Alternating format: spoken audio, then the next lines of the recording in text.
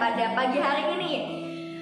Tentu kita masih dalam keadaan yang sehat, tentu kita masih ada di dalam pemeliharaan Tuhan, karena semua itu karena kemurahan Tuhan. Nah, kita berkumpul di tempat ini walaupun tidak secara langsung, tapi kita tetap merasakan sukacita yang berasal dari Tuhan. Kita yang dari latar belakang berbeda, kita dari keluarga yang berbeda, kita dari suku yang berbeda, tetap ingin bersama-sama memuji Tuhan. Kita akan memulai persekutuan kita pada pagi hari ini. Saya ajak, Ibu ajak untuk kita semua bangkit berdiri. Kita akan menyanyi satu pujian yang mengatakan, tiba saatnya kami berkumpul dan bersatu.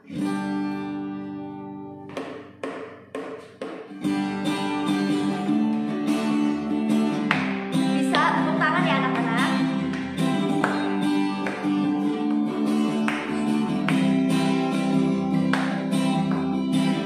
Tiba saatnya kami berkumpul bersatu, dari segenap suku dan bangsa.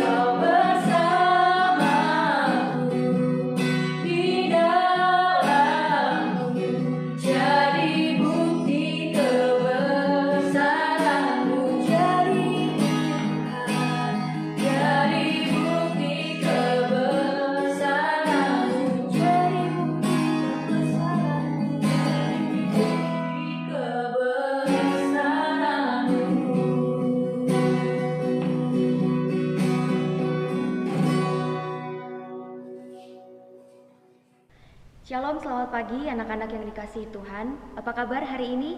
Semoga dalam keadaan yang baik dan bersemangat untuk beribadah hari ini. Ya, perkenalkan, Ibu namanya adalah Patricia Hutagalung, mengajar agama Kristen di kelas 1 sampai kelas 3 SD. Sekarang kita akan mendengarkan firman Tuhan. Sebelumnya Ibu akan buka dulu dalam doa sebelum kita mendengarkan firman Tuhan. Mari kita berdoa. Bapa, kami mengucap syukur untuk kasih dan kemurahan Tuhan bagi setiap kami. Terima kasih bahwa hari ini Tuhan izinkan kami kembali untuk berkumpul bersama, mendengarkan firman-Mu, bahkan memuji dan juga memuliakan nama-Mu. Tuhan yang memberkati setiap kami dari awal pertengahan hingga akhir. Biarlah kiranya kami dapat mendengarkan firman Tuhan ini dengan baik, bahkan kami dapat mengaplikasikannya dengan cara yang benar. Dalam nama Tuhan Yesus Kristus kami siap mendengarkan firman-Mu. Amin. Ya, anak-anak yang dikasihi Tuhan, firman Tuhan untuk kita semua hari ini adalah tentang tanggung jawab.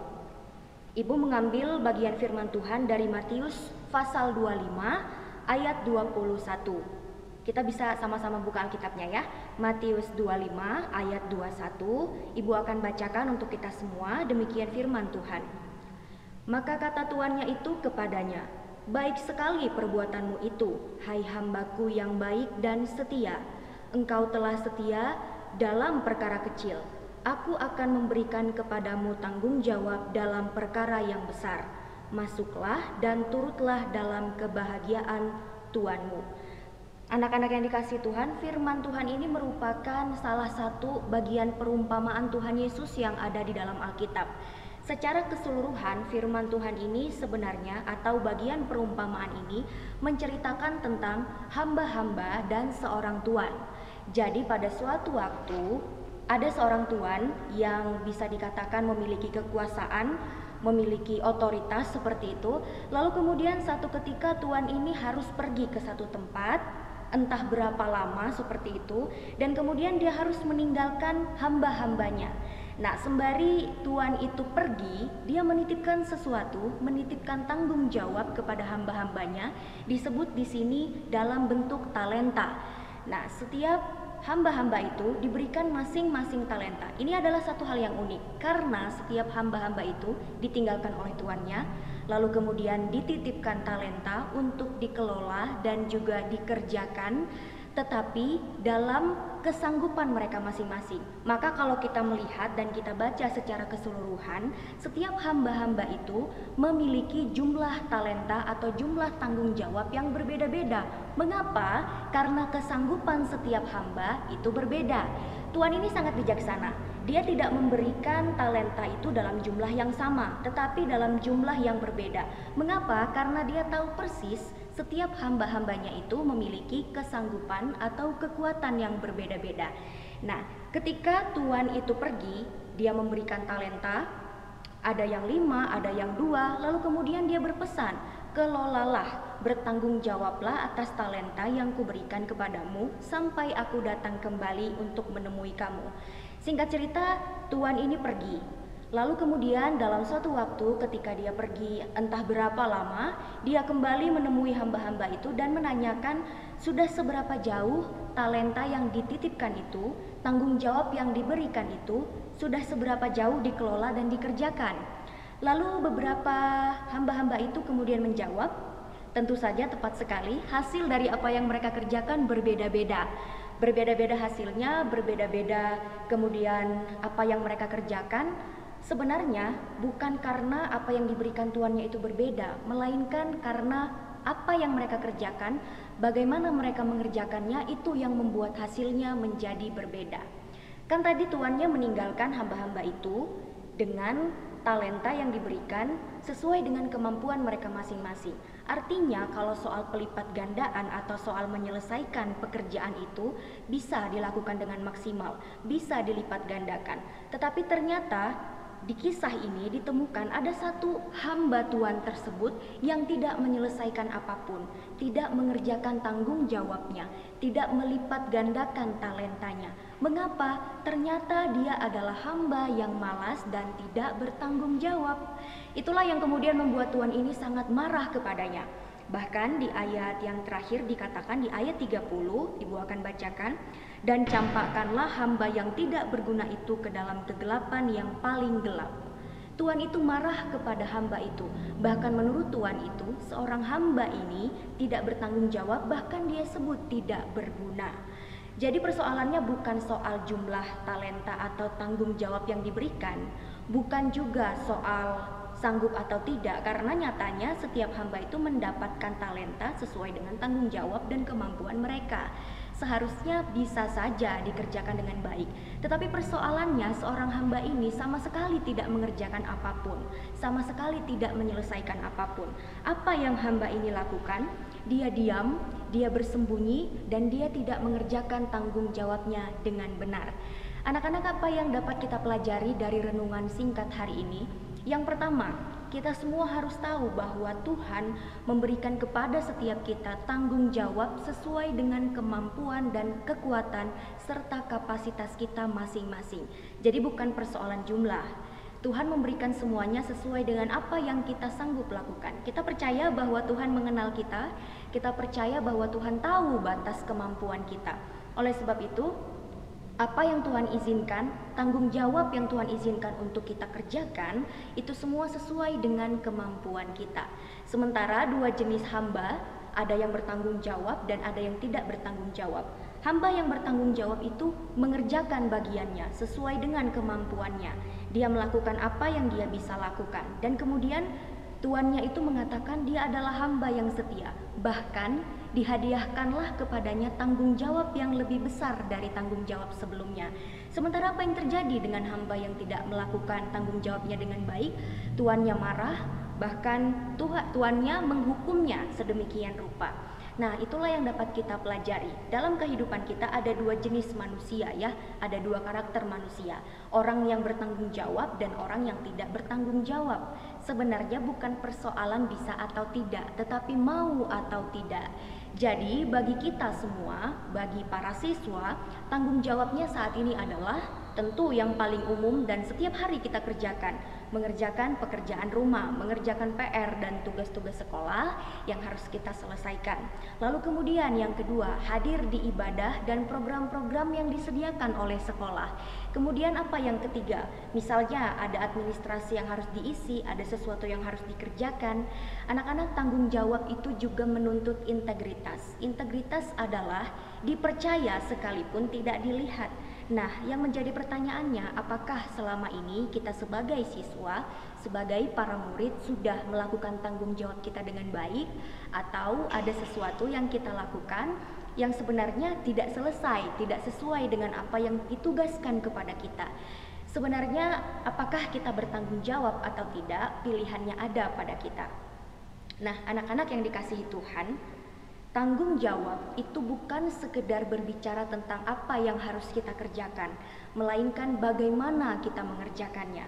Kita tinggal memilih dua hal, mau menjadi hamba yang setia, melakukan tanggung jawab dalam perkara yang kecil, kemudian akan dianugerahkan tanggung jawab dan perkara yang besar apabila telah lulus dari tanggung jawab yang kecil, atau kita menjadi hamba yang kedua, tidak memanfaatkan waktu dengan baik, tidak menerima anugerah dari Tuhan untuk bertanggung jawab atas tugas-tugas yang diberikan kepada kita, dan kemudian kita akan menerima upah sesuai dengan apa yang kita kerjakan.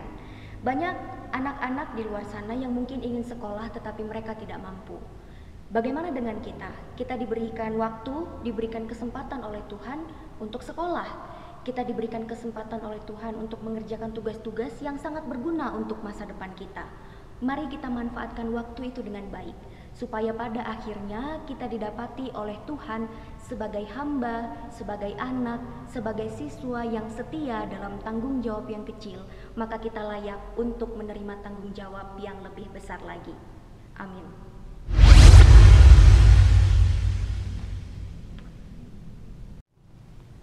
Amin untuk firman Tuhan hari ini. Semoga firman Tuhan ini boleh kita renungkan dengan baik dan kita aplikasikan dengan cara yang benar. Mari kita tutup dalam doa, kita berdoa. Kami sangat bersyukur Tuhan untuk firman-Mu yang Tuhan berikan bagi kami hari ini, yang mengingatkan kami kembali apa itu tanggung jawab dan bagaimana seharusnya kami melakukan tanggung jawab itu. Karena bukan sekedar mempertanggungjawabkannya di hadapan manusia, tetapi kami juga harus mempertanggungjawabkannya di hadapan Engkau. Terimalah ya Tuhan, agar kiranya kami semua boleh terus bertanggung jawab, bahkan boleh terus setia dalam perkara-perkara yang kecil. Kiranya nama Tuhan yang senantiasa dimuliakan dalam kehidupan setiap kami. Dalam nama Yesus kami sudah berdoa, dan mampukan kami untuk melakukan kebenaran firman-Mu. Amin. Kita telah mendengarkan kebenaran firman Tuhan yang telah disampaikan oleh Ibu Patricia. Biarlah setiap firman yang telah disampaikan dapat tertanam di hati kita, dan kita sebagai remaja-remaja SMP, SMA, Kristen Pelita Bangsa dapat menerapkannya dalam kehidupan sehari-hari sehingga nama Tuhan dipermuliakan. Kita akan mengakhiri persekutuan kita pada pagi hari ini. Sebelumnya kita akan menyanyi satu pujian. Terima kasih Tuhan.